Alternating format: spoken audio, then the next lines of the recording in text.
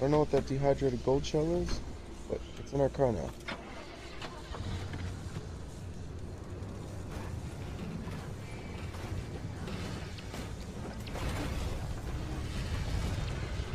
I do believe we just flipped our car.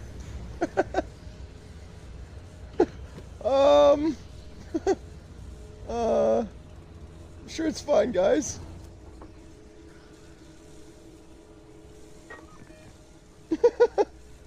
Oops. So that would be my bad.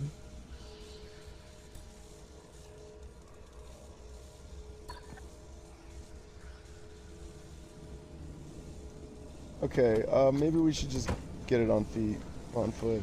It's not that far.